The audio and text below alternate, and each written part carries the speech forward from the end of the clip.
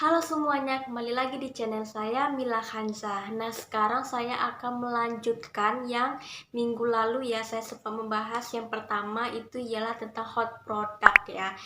Hal yang harus dilakukan oleh para reseller kalau ingin mendapatkan penghasilan tetap. Nah, sekarang saya akan membahas yang poin kedua, itu kolam mandiri. Apa itu kolam mandiri? Simak terus videonya ya.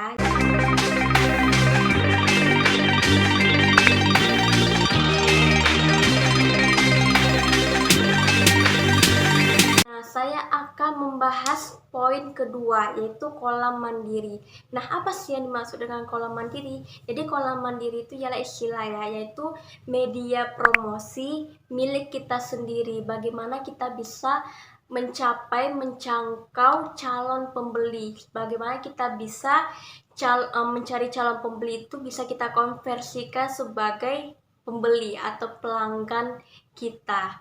Nah, salah satunya itu kalian harus punya WA khusus untuk bisnis, gabung grup-grup diskusi tentang seputar bisnis ya.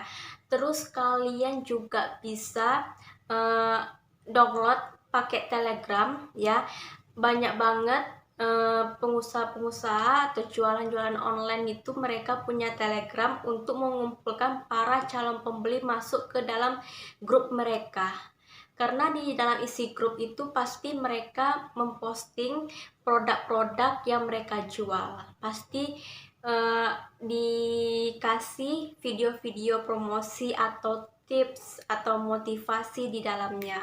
Apalagi kalau ingin jadi reseller, pasti kebanyakan mereka langsung diarahkan ke join ke Telegram biar bisa kita lihat produk-produknya apa yang dijual, manfaatnya apa, video promosinya apa. Jadi bisa kita ambil dari situ. Bisa juga melalui WA juga bisa kita buat grup gitu. Terus kita juga bisa buat website, bisa buat blog gitu ya, untuk membuat produk-produk untuk mempromosikan produk kita supaya orang masuk ke dalam blog kita. Berapa sih pengunjungnya di website kita, berapa sih yang bisa lihat produk yang kita jual di sana. Sebenarnya banyak macam hal yang bisa kita lakukan, apalagi di era sosial media ini kita bisa menjangkau lebih luas lagi kalau kita ingin promosi melalui video-video yang menarik, konten gitu ya, bisa kita arahkan ke sana gitu. Jadi kita bisa juga promosinya itu di berbagai media sosial ya. Ke Instagram kita bisa menfollow mereka-mereka yang suka dengan apa yang kita, misalnya kita jualan skincare, jadi kita follow orang yang suka makeup, yang suka beauty blogger, yang pokoknya hobi banget makeup. Jadi kita bisa follow mereka, jadi mereka penasaran, oh ini jualan kosmetik juga, jadi kita bisa menawarkan gitu. Jadi kita harus punya media promosi tersendiri, bisa melalui bisa kita melalui buat grup WhatsApp khusus bisnis ya, lebih bagus. Terus kita masuk grup-grup diskusi tentang bisnis, join Telegram, terus memperbanyak juga followers itu. Lagi-lagi saya pernah membahas ya, itu kita bisa dengan mengadakan giveaway gitu, atau kita bisa menarik calon pembeli itu dengan konten-konten yang menarik gitu. Jadi ya, kuncinya itu kalau kita jualan itu kita harus bisa kreatif, punya ide-ide yang kreatif gitu. Nah, salahnya di sini ya, para reseller itu dia hanya sekedar posting aja tanpa ada aturan yang terarah, tanpa cuma posting aja gitu, tidak ada aturannya.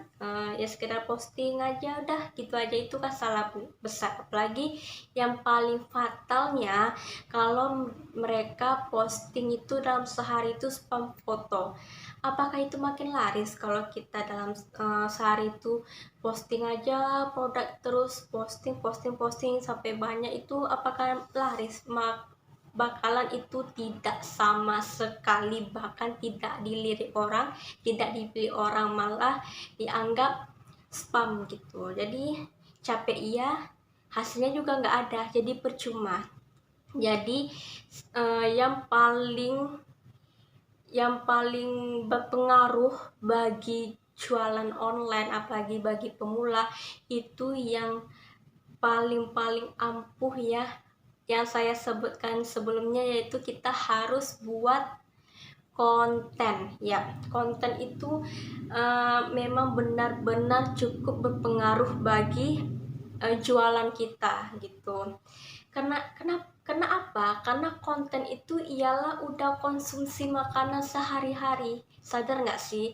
Sadar atau tidaknya, pasti kita setiap hari kalau lihat HP, pasti yang kita tonton apa? Kayak buka TikTok, pasti ada konten-konten menarik, kita lihat, oh bagus nih kontennya gitu kan, tertarik, jadi pingin coba gitu. Jadi kan sekarang nih pada era digital, era konten serba canggih gitu ya. Jadi konten ini salah satu konsumsi sehari-hari, kayak udah makanan aja gitu kan. Kalau konten kita bagus ya, konten kita menarik, pasti dilihat orang, pasti orang penasaran dan mengunjungi akun kita gitu. Nah, jadi itulah, konten itu memang dahsyat, memang ampuh gitu ya. Jadi kita harus bisa buat ide kreatif gitu. Nanti saya ini kayak ini ya, contohnya kontennya ya saya buat yang sederhana saja. Nah, pokoknya kita buat konten-konten yang semenarik mungkin gitu. Nah, itulah konten yang saya buat ya. Itu tuh masih sederhana ya. Pokoknya kalian bisa juga buat konten-konten yang lebih menarik, yang lebih pokoknya orang suka liatnya gitu. Jadi percuma aja sih kalau kita jualan sekedar posting aja, atau sekedar cuma jualan-jualan aja tanpa interaksi, itu kan buang-buang waktu. Jadi kita harus sekali-sekali kita bisa meluangkan waktu itu kayak buat konten tentang motivasi, atau konten tentang tips-tips kalau kita jual skincare, tips-tips yang ini apa gitu kan, kayak rutinitas kita sehari-hari gitu. Jadi konten itu tidak hanya buat produk aja. Maksudnya kita buat konten setiap hari tentang produk aja, itu enggak. Kita bisa kayak dalam seminggu itu, misalnya hari Senin kita buat konten tentang produk kita gitu kan. Itu misalnya hari Rabu kita bisa buat konten tips gitu kan, atau kayak konten-kontennya motivasi, pokoknya random lah gitu. Karena kita juga buat konten-konten giveaway atau kuis, jadi kita bisa buat kayak kalender ya, kayak kalender jadwal-jadwalnya. Jadi promosinya itu terarah gitu, jadi orang tidak gampang bosan. Jadi kita harus punya kolam mandiri, punya media promosi sendiri, supaya calon pembeli tertarik dan jadi pelanggan kita gitu. Jadi kita tidak perlu buat produk baru, jadi kesimpulan itu, kita tidak perlu buat produk baru ya, kita hanya perlu buat konten. Kalau kita misalnya ingin buka usaha, harus nih produk merek sendiri, itu tidak perlu kita untuk awal-awal gitu. Kita hanya perlu punya konten sendiri gitu. Jadi supaya lebih menarik, orang suka. Jadi banyak yang lirik jualan kita gitu. Jadi kalau kita jualan itu, kita harus menawarkan ke siapa, target pasarnya siapa gitu. Jadi kita harus bisa jeli gitu. Jadi tidak semua orang yang mau beli produk kita gitu. Jadi kita harus jualan itu harus lihat target pasarnya siapa, yang mau beli produk kita, siapa yang tertarik lihat beli produk kita gitu. Jadi itulah harus terarah step by stepnya, jangan asal posting itu tidak efektif. Satu lagi ya, saya sempat lupa bilangin, kalau konten itu tidak melulu tentang video, tidak ya. Jadi konten itu bisa melalui gambar, tulisan ya. Jadi tapi memang kebanyakan orang konten melalui video ya, biar lebih menarik. Tapi kalau dengan gambar, tulisan itu juga nggak masalah gitu ya. Jadi pandai-pandai teman-teman sesuai kebutuhan ya, sesuai kebutuhannya. Misalnya kalau jualan skincare, pingin kasih tips, bisa juga melalui gambar gitu. Seperti misalnya kalian pingin kasih tips cara rutin skincare di pagi hari, jadi kalian bisa membuatnya tuh melalui gambar ya.